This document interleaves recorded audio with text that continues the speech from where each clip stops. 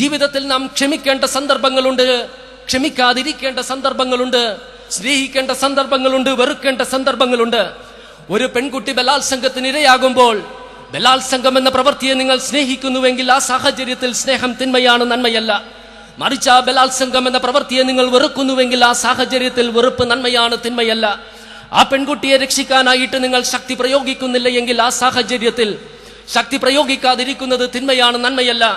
മറിച്ച് ആ പെൺകുട്ടിയെ രക്ഷിക്കാനായിട്ട് നിങ്ങൾ ശക്തി പ്രയോഗിക്കുന്നുവെങ്കിൽ ആ സാഹചര്യത്തിൽ ശക്തി പ്രയോഗിക്കുന്നത് നന്മയാണ്, തിന്മയല്ല.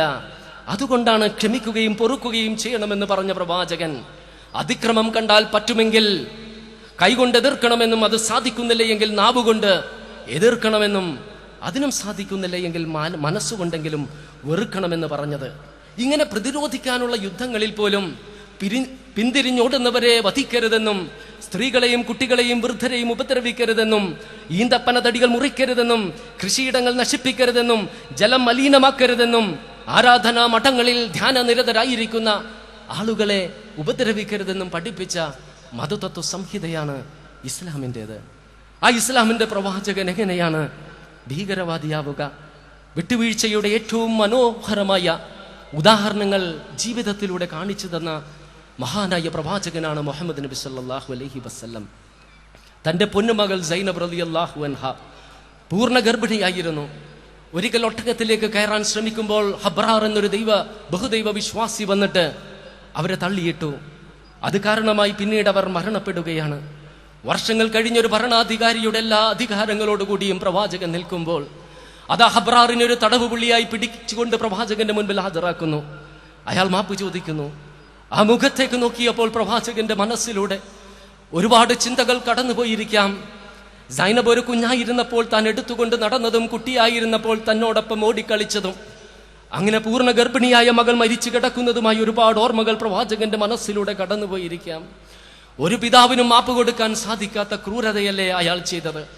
എന്നിട്ടും മാപ്പ് കൊടുത്ത നബി സല്ലല്ലാഹു അലൈഹി വസല്ലമിനെ ഭീകരവാദി എന്ന് ചിത്രീകരിക്കുന്ന ഈ പാശ്ചാത്യ മാധ്യമങ്ങൾ എന്തുകൊണ്ടാണ് പേൾ ഹാർബർ ആക്രമിക്കപ്പെട്ടപ്പോൾ 1000-ൽ കുറവ് അമേരിക്കക്കാർ മരിക്കാനിടയായതിന് പ്രതികാരമായി പേൾ ഹാർബറിനെ സംബന്ധിച്ചോ അവിടെ നടന്ന അക്രമത്തെ സംബന്ധിച്ചോ സ്വപ്നത്തിൽ പോലും സങ്കല്പിച്ചിട്ടില്ലാത്ത ഹീറോഷിമയിലെയും നാഗാസാകിയിലെയും നിരപരാധികളായ ജനങ്ങളുടെ മേൽ ആണവ ബോംബുകൾ വർഷിക്കുകയും 10,000-ങ്ങളെ കൊന്നൊടുക്കുകയും 10,000-ങ്ങൾക്ക് അംഗവൈകല്യങ്ങൾ സമ്മാനിക്കുകയും പിറക്കാനിരിക്കുന്ന വരും തലമുറകൾക്ക് പോലും നാശം വിതച്ച അമേരിക്കയാണ്, ആ ഇരുണ്ട ദിനം സൃഷ്ടിച്ച അമേരിക്കയാണ് ലോക ചരിത്രത്തിൽ ഏറ്റവും വലിയ ഭീകര രാഷ്ട്രമെന്ന് പ്രഖ്യാപിക്കാൻ മടിക്കുന്നത്. ഖുറൈശികളുടെ മർദ്ദനങ്ങളും പീഡനങ്ങളും അസഹ്യമായ ഘട്ടത്തിൽ വിശുദ്ധ കഅബാലയത്തിൽ കടന്ന് ആശ്വാസത്തിനു വേണ്ടി പ്രാർത്ഥിക്കണമെന്ന് ഉത്കടമായ ആഗ്രഹം പ്രവാചകനുണ്ടായി. അപ്പോൾ അതിന്റെ താക്കോൽ സൂക്ഷിപ്പുകാരനായി ഉസ്മാൻ ഇബ്നു തൽഹയെ സമീപിച്ചുകൊണ്ട് ആ താക്കോൽ ഒന്ന് തരുമോ എന്ന് ചോദിച്ചു. ഉസ്മാൻ താക്കോൽ നൽകിയില്ലെന്ന് മാത്രമല്ല കഠിനമായ ഭാഷയിൽ പ്രവാചകനെ ശാസിച്ചു. അവഹേളനം അസഹ്യമായപ്പോൾ നബി സല്ലല്ലാഹു അലൈഹി വസല്ലം പറഞ്ഞു, ഉസ്മാൻ, ഈ താക്കോൽ എൻ്റെ കരങ്ങളിൽ വന്നു ചേരുന്ന ഒരു ദിനമുണ്ടാകും, അന്നത് ആർക്ക് നൽകണമെന്ന് ഞാനായിരിക്കും തീരുമാനിക്കുക എന്ന്. താക്കോൽ സൂക്ഷിപ്പുകാരനെന്ന ഉന്നത പദവിക്ക് തന്നെ നിയമിക്കാൻ സാധാരണക്കാരനായ മുഹമ്മദിന് ഒരിക്കലും സാധിക്കില്ല എന്ന് കരുതി ഉസ്മാൻ പറഞ്ഞു, അന്ന് ഖുറൈശികളുടെ നാശത്തിന്റെയും അപമാനത്തിന്റെയും ദിനമായിരിക്കും. പ്രവാചകൻ പറഞ്ഞു, അല്ല ഉസ്മാൻ, അന്ന് ഖുറൈശികൾ അന്തസ്സുള്ളവരും ജീവിക്കുന്നവരുമായിരിക്കും.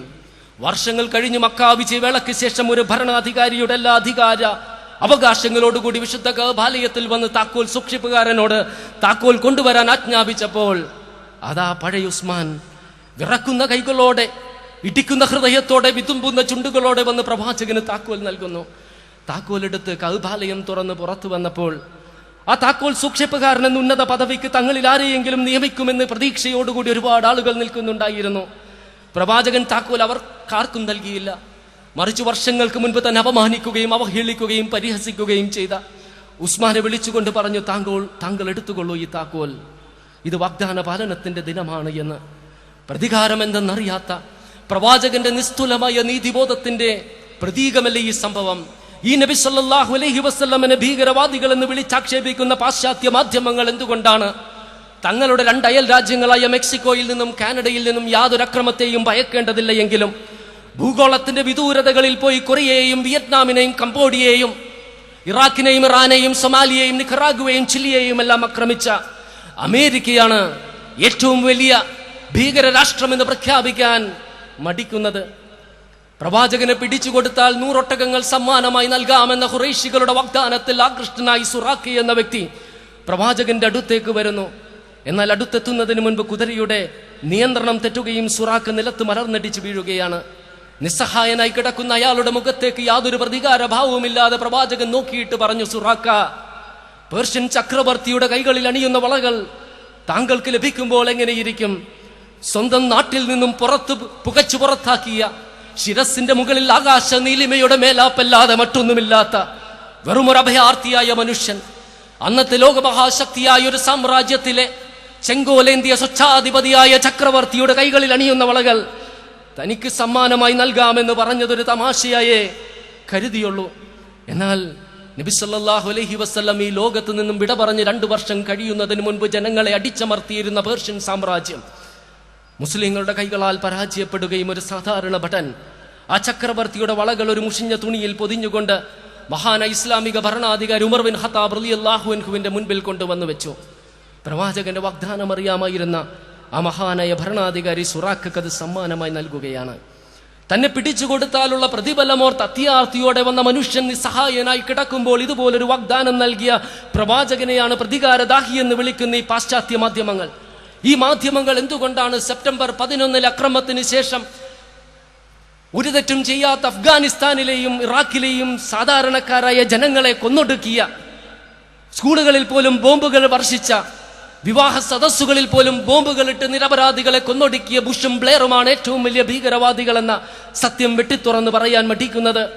ഉഹദിന്റെ രണാങ്കണ ഭൂമിയിൽ നബി സല്ലല്ലാഹു അലൈഹി വസല്ലമിന്റെ പിതൃവ്യൻ ഹംസ റളിയല്ലാഹു അൻഹുവിനെ ക്രൂരമായി വധിക്കുകയും ശരീരം തുണ്ടം തുണ്ടമായി പിച്ച് ചീന്തിക്കൊണ്ട് അതിൽ നിന്നും കരള് പറിച്ചെടുത്ത് കടിച്ചു തുപ്പി, എന്നിട്ടും അരിശം തീരാതെ കാതും മൂക്കും നാവുമെല്ലാം മുറിച്ച് മാലയാക്കി ശിരസിലിട്ട് ആനന്ദ നൃത്തമാടിയ വഹിഷയ്ക്ക് ആഭരണങ്ങൾ മുഴുവനും അഴിച്ചു കൊടുത്ത ഹിന്ദ് എന്ന സ്ത്രീക്ക് മക്ക വിജയവേളയ്ക്ക് ശേഷം മാപ്പ് ലഭിക്കില്ല എന്ന് കരുതി മുഖം മൂടി ധരിച്ചുകൊണ്ട് നബി സല്ലല്ലാഹു അലൈഹി വസല്ലമിന്റെ അടുത്ത് വന്ന് മാപ്പ് ചോദിച്ചപ്പോൾ, നീ ഹിന്ദല്ലേ എന്ന് സ്വരം തിരിച്ചറിഞ്ഞു ചോദിച്ച പ്രവാചകൻ പൊട്ടിക്കരഞ്ഞുകൊണ്ട് ഹിന്ദു ചോദിച്ചില്ലേ, അള്ളാഹുവിന്റെ ദൂതരെ, അങ്ങനെക്ക് പുറത്തു തന്നാലും?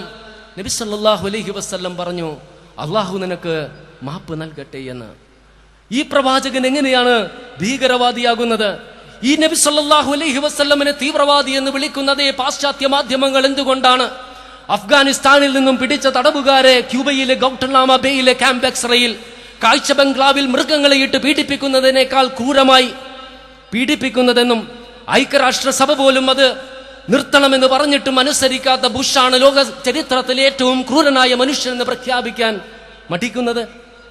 മക്ക വിജയവേളയിൽ തന്നെ ക്രൂരതക്ക് വിധേയനാക്കിയ തന്നെയും അനുയായികളെയും ഒരുപാട് പീഡിപ്പിച്ച ആളുകൾ മരണവും കാത്തു നിൽക്കുമ്പോഴല്ലേ യാതൊരു പ്രതികാരവുമില്ലാതെ പ്രവാചകൻ പറഞ്ഞത്, നിങ്ങൾക്ക് പോകാം.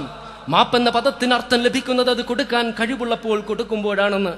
തന്നെ വധിക്കുമെന്ന് ശപഥം ചെയ്തൊരു പട്ടണവും ജനതയും തന്റെ കാൽ കീഴിൽ അമർന്ന നിമിഷത്തിൽ, തന്റെ ആജ്ഞക്ക് വിധേയമായ സന്ദർഭത്തിൽ താൻ അനുഭവിച്ച എല്ലാ വേദനകളും അടിച്ചേൽപ്പിച്ച എല്ലാ മുറിവുകൾക്കും മാപ്പ് നൽകിയ പ്രവാചകൻ എങ്ങനെയാണ് പ്രതികാരദാഹിയാകുന്നത്? തന്നെ അപമാനിച്ചിരുന്ന യഹൂദ സ്ത്രീക്ക് സുഖമില്ല എന്ന് കണ്ടപ്പോൾ ആശ്വസിപ്പിക്കാൻ പോയ പ്രവാചകൻ, തന്നെ വധിക്കാൻ വന്ന വ്യക്തിയുടെ കയ്യിൽ നിന്നും വാള് വീണപ്പോൾ വാള് തിരിച്ചെടുത്തിട്ടും അയാളെ പോകാൻ അനുവദിച്ച പ്രവാചകൻ, ഒട്ടകത്തിന്റെ കടിഞ്ഞാൺ അല്പമൊന്ന് ആഞ്ഞു വലിച്ചു പോയതിന് അതിനോട് അല്പം കൂടി കാരുണ്യത്തോടെ പെരുമാറാൻ പാടില്ലായിരുന്നോ എന്ന് പറഞ്ഞുകൊണ്ട് പ്രിയപ്പെട്ട ഭാര്യ ആയിഷ റളിയല്ലാഹു അൻഹയെ ശാസിച്ച സ്നേഹനിധിയായ പ്രവാചകൻ ഒരിക്കലും ക്രൂരനല്ല. സ്വതന്ത്രമായി വിഹരിച്ച് നടന്നൊരു പൂച്ചയെ കെട്ടിയിട്ടത് മൂലം അതിന് ആഹാരം ലഭിക്കാതെ മൃതിയടയാൻ കാരണക്കാരിയായ സ്ത്രീ അക്കാരണം കൊണ്ട് തന്നെ നരകാർഹയാണെന്ന് പഠിപ്പിച്ച പ്രവാചകൻ ഒരിക്കലും ക്രൂരനായിരുന്നില്ല.